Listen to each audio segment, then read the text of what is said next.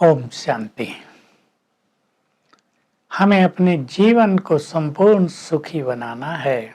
न केवल अपने जीवन को, अपने लिए सोचने वाले तो जो केवल अपने लिए सोचते हैं उन्हें तो लोग स्वार्थी कहते हैं।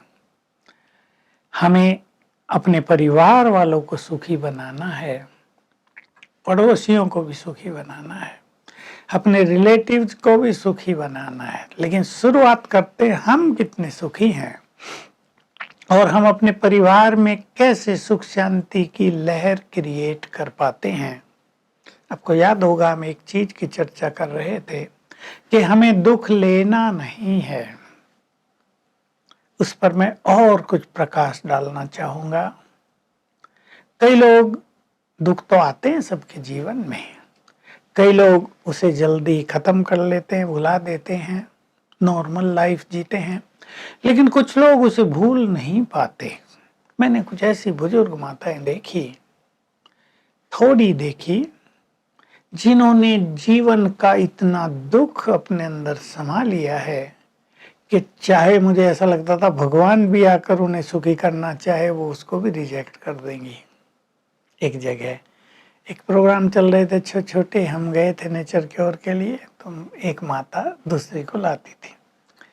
5-7 दिन वो आई, फिर मेरे से मिलाया, कहा ये बहुत दुखी रहती है।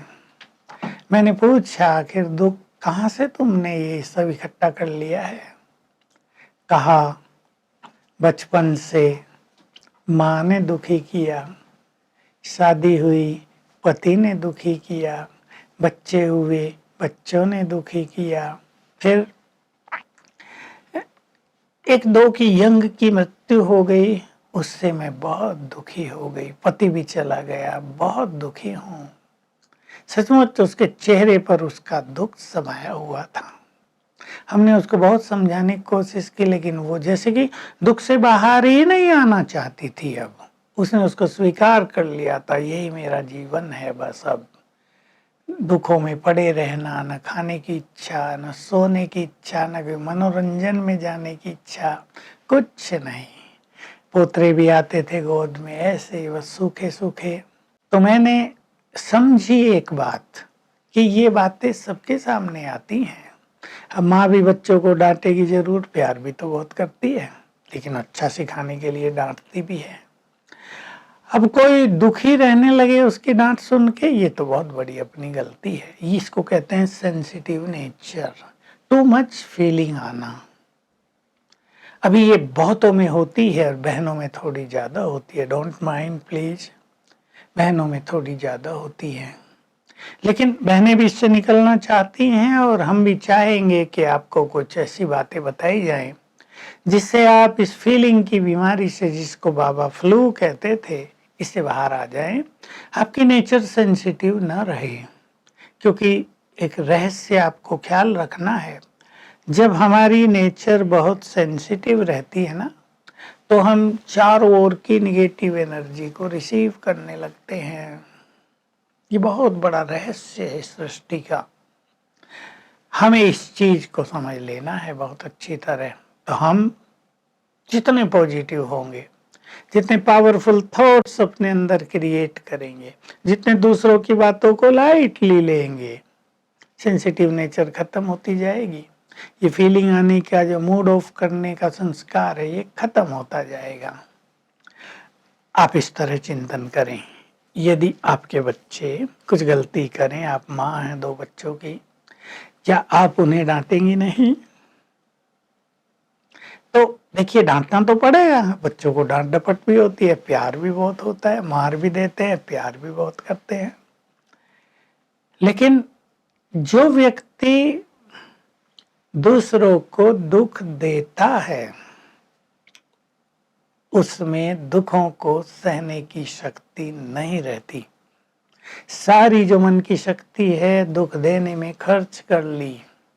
अब जब दुख आ रहा है तो उसको सहन करने की ताकत ही नहीं है। इसलिए हम सभी अपने को थोड़ा पावरफुल बनाएं। हम इस बात पे बहुत चर्चा कर चुके हैं, हम दुख न दें। जैसे हमें सुखी जीवन प्रिय है, दूसरों को भी सुखी जीवन प्रिय है। जैसे हमें शांति और खुशी प्रिय है, दूसरों को भी प्रिय है।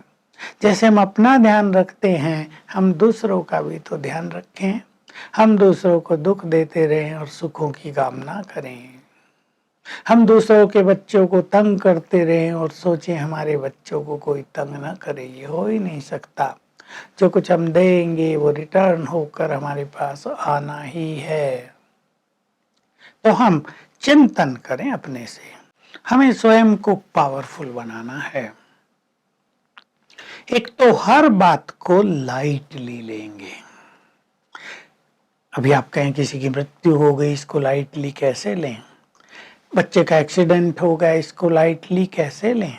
नहीं, ये सीरियस बात है।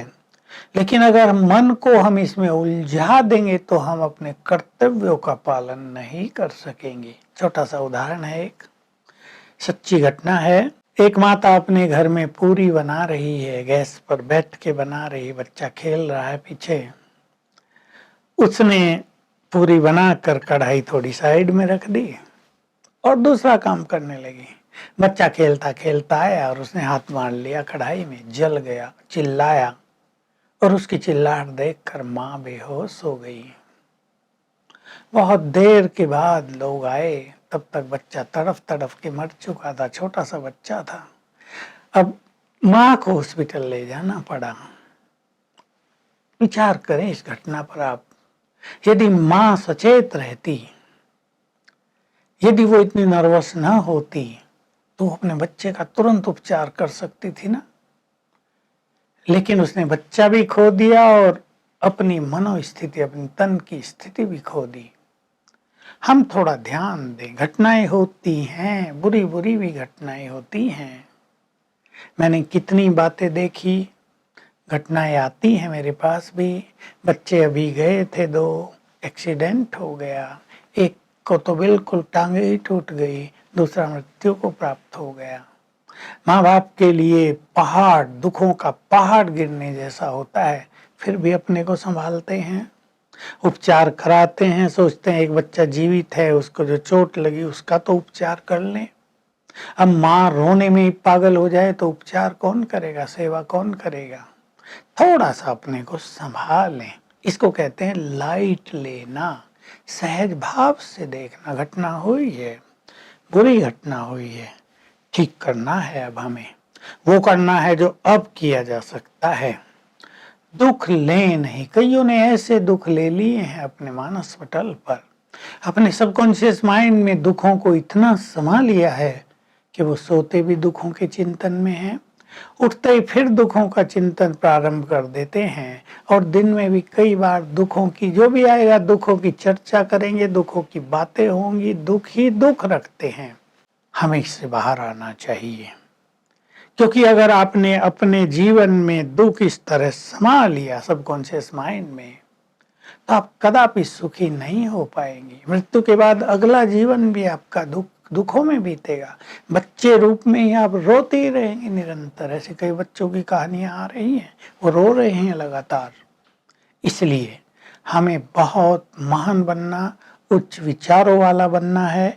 मैं आप सभी को एक प्रैक्टिस बता रहा हूँ जिससे आप में साहस आए, हिम्मत आए, और वो है, आपने ये शब्द सुन लिया है और मैं चाहता हूँ सारा संसार इस एक वाक्य से परिचित हो जाए कि हम भगवान के बच्चे बहुत शक्तिशाली हैं। मैं मास्टर सर्वशक्तिवान हूँ। आप सवेरे उठकर और रात को सोने से पहले 108 बार लिखने लगे, धीरे धीरे आपका दुख बाहर जाने लगेगा, आप में आत्म जागृति आने लगेगी।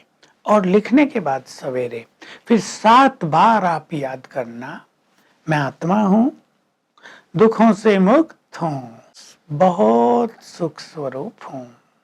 धीरे धीरे आपके मुख से ये निकलने लगेगा, मैं सुखों के सागर भगवान की संतान, मैं आत्मा बहुत सुखी हूँ। बस जिस दिन आप यहाँ तक आ जाएं, आपके जीवन में सुखों का प्रवेश प्रारंभ हो जाएगा और दुखों की काली छाया मिटने लगेगी। तो अपने को ऐसा नाजुक बिल्कुल नहीं बनाना है। फीलिंग की बीमारी से ऊपर उठें।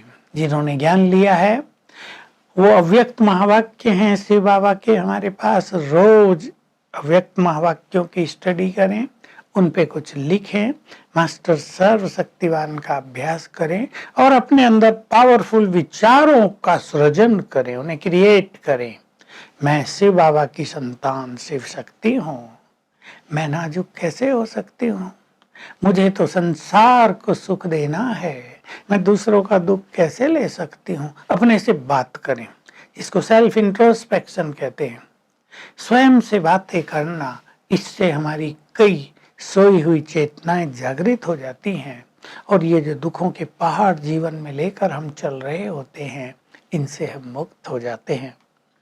अपने अपने परिवार में सभी की जिम्मेदारी है कि घर में स्नेह, सहयोग और सम्मान का माहौल क्रिएट करें। मैं ये बात आपको कई बार कहूंगा क्योंकि मोस्ट इंपॉर्टेंट बात है। एक दूसरे से स्नेह पैदा करें। आप देखते हैं बच्चे जब छोटे होते हैं आपस में बहुत प्यार होता है, स्कूल कॉलेजों में जाते हैं उनका प्यार दूसरी ओर डाइवर्ट हो जाता है। लड़की का प्यार किसी से, लड़के का प्यार किसी दूसरे से, आपस में उनके पास कभी कभी प्यार की भावना नहीं भी रहती। अवगुणी दृष्टि रखने से प्यार खत्म हो जाता है। ये निर्मल प्यार है, भाई बहन का प्यार बहुत निर्मल प्यार है, माँ और बच्चों का प्यार बहुत निर्मल प्यार है। अब देखिए ये प्यार इस चीज का स्वरूप ले लेता है। माँ सोचती है मेरे बच्चे बहुत अच्छा पढ़े, उनका भविष्य बहुत सुंदर हो जाए, उसका प्यार इस रूप में बदल गया। कभी उसका प्यार था बच्चों को खिलाए पिलाएगी बहुत, अपने से अलग नहीं होने देगी। फिर उसका प्यार था उनको पढ़ने के लिए भेज दिया, अब वो बड़े हो गए हैं, अब उनका प्यार है उन्हें चरित्रवान देखना, उन्हें महान देखना, उन्हें सफल देखना। तो सभी बच्चों का भी ये कर्तव्य है कि घर में प्यार का माहौल पैदा करें, अपने माँ बाप का सम्मान भी करें। हमारे भारत की बहुत सुंदर कल्चर थी, अब नहीं है। बड़ों का सम्मान, बड़े भाई ने भी जो कह दिया छोटे उसकी आज्ञा का पालन करते थे, अब ये नहीं है।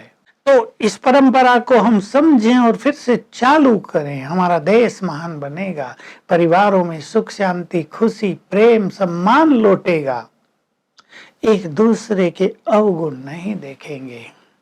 अब क्या होता है, मान लो लड़की फोन पर लगी हुई है, पढ़ नहीं रही, माँ भी कह के थक गई, भाई को गुस्सा आता है, उसको मारपीट करता है, यहाँ दूरी बढ़ने लगती है। अब देखिए उनका ये प्रेम है कि वो नेट पे कम टाइम दे, पढ़ाई पे ज्यादा टाइम दे। अब ये चीजें तो जरूरी हैं, इसको ऐसे ही पॉजिटिवली ही लेना चाहिए। तो घर में प्यार के माहौल को किसी भी तरह से कम न होने दें। और अगर आपके परिवार में किसी ने ज्ञान लिया है, जो राजयोग का अभ्यास कर रहे हैं, उन्हें मैं एक चीज कहूंगा जो बहुत जरूरी है, मैं पहले भी कह चुका हूं लेकिन आप भूले नहीं इसको। 1 मिनट अपने घर में अलग बैठकर सभी को आत्मा देखना और ये संकल्प करना है बहुत अच्छी आत्माएं हमारे घर में, बहुत प्यारी आत्माएं हैं, भगवान ने हमें महान आत्माएं दी हैं, फूल दिए हैं, हम इनकी संभाल करेंगे। तो अगर कहीं जरा भी घृणा नफरत या मनमुटाव हो गया हो, वो फिर से प्रेम में बदल जाए। लेकिन रोज कम से कम 3 बार ही आपको करना है, 1-1, 2-2 मिनट की बात है, इसमें कोई ज्यादा बड़ी साधना नहीं है। तो हम अपने अपने घरों में स्नेह का माहौल बनाएं। मैं स्नेह के लिए बहुत कुछ कह सकता हूँ, जैसे मैं एक बात जो मैंने अपने जीवन में सीखी थी वो सबको कहना चाहता हूँ और सब सीख लें। बातें बड़ी नहीं होती, हम सोच सोच कर उन्हें बड़ा कर देते हैं। तो मातृ शक्ति का कर्तव्य है घरों में, भाइयों का भी है, पर माताओं को मैं ज्यादा कह रहा हूँ। माताएं घर की मालिक हैं, आप जैसा चाहें माहौल बना सकती है अपने घरों में। तो कोई बात हो जाए उसको बढ़ाया ना जाए, आप बढ़ने न दो, आप यही कहो बस फुल स्टॉप, सब कुछ ठीक हो जाएगा। कुछ भी आगे नहीं बढ़ने देंगे। जितना हम बातों को छोटा करेंगे वो बातें छोटी होकर नष्ट हो जाएंगी। जितनी बातों को बढ़ाएंगे हम इन बातों में उलझ कर हम अपनी स्नेह को नष्ट कर देंगे। इसलिए प्यार बहुत बड़ी चीज है। आज आप दुनिया में देख लो, प्यार ही तो नहीं है सच्चा, स्वार्थ भरा प्यार हो गया परिवारों में भी। निर्मल प्यार, निस्वार्थ प्यार, अनकंडीशनल प्यार, इसकी पुनः जरूरत है हम सबको। इसलिए विचार करेंगे आप, प्यार की गंगा बहाएं अपने अपने परिवारों में। सहयोग, एक दूसरे को साथ दें। देखिए, जब हम सहयोग देते हैं तो हमारा स्नेह बढ़ता है। आपकी माता जी काम कर रही है, उसको बर्तन भी साफ करने हैं, किचन भी साफ करना है, भोजन बनाया, वो भी थकी होगी, आप जाइए और कुछ काम खुद कर लीजिए, तो देखो माँ को कितना प्यार पैदा हुआ। हर जगह जहाँ सहयोग है वहाँ स्नेह उभरने लगता है। हम ये भी कह सकते हैं जहाँ स्नेह है वहाँ सहयोग बढ़ने लगता है। पर आजकल स्नेह बहुत चीजों से हो गया है ना, किसी का टीवी से होगा, किसी से नेट के होगा, कोई कुछ देख रहा होगा। आजकल लॉकडाउन के समय बहुत बच्चे तो फोन पर और नेट पे ही लगे हैं, उनको पता नहीं कि इससे जीवन उनका खतरनाक मोड़ की ओर जा रहा है। तो सहयोग करें।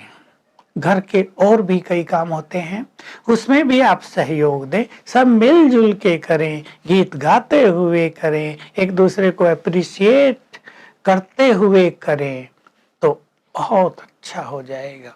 देखिए, मैं पहले भी कहा है, appreciation is the mother to love. अगर हमें परिवारों में प्यार बढ़ाना है, अपने संगठनों में प्यार बढ़ाना है, तो हम एक दूसरे के कार्यों को अप्रिशिएट करें। नुक्स तो सब निकालना जानते हैं, करेक्शन तो सब दे सकते हैं, दूसरों की गलतियां तो हर कोई बता सकता है, लेकिन हमें दूसरों को अप्रिशिएट करना। थोड़ा भी अच्छा काम किसी ने किया हो उसे अप्रिशिएट करो, अगले दिन काम अच्छा हो जाएगा। और तीसरी बात, सम्मान, जिसकी आज हमारे समाज में, हमारे परिवारों में बहुत जरूरत है। पहले तो बच्चे सीखें और माँ बाप उन्हें सिखाएं, उन्हें संस्कार दें कि वो अपने बड़ों का सम्मान करना सीखे। वो अपने बड़ों के सामने वाद विवाद न करने लगे। अगर कोई बात कहनी भी अच्छी नहीं लग रही है तो उसे सम्मान पूर्वक कहें, बहुत प्यार से कहें, उसे अहम से प्रेरित होकर न बोलें। आपके शब्दों में अहम न दिख रहा हो, ये न दिख रहा हो आप अपने फादर से भी बड़ा अपने को समझते हैं, बुद्धिमान समझते हैं। हो सकता है आपका फादर गरीब हो, वो ज्यादा पढ़ा लिखा ना हो, वो गांव का किसान हो, आपने MBA MTech कर लिया हो, लेकिन कराया किसने? इतना प्यार, इतना खर्च किसने किया आप पर? उसको सम्मान देना परम आवश्यक है। हमारे भारत में बहुत लोग, बहुत बच्चे अपने माँ बाप को बहुत सम्मान देते हैं और जब बड़े पदों पर पहुंच जाते हैं उनको बहुत शुक्रिया करते हैं, उनके कृतज्ञ रहते हैं। लेकिन थोड़े केस ऐसे हैं जहां बच्चे माँ बाप के विरुद्ध चलते हैं, विरोध में रहते हैं, घर में एक निगेटिव वाइब्रेशंस फैला रहता है। हम सबको इसे दूर करना है। आप सभी मेरी बात सुनकर अवश्य सहमत होंगे।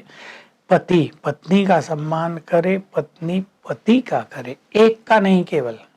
ये नहीं पत्नी को ही पति का सम्मान करना है, पति को डांटना डपटना ही है, ये नहीं।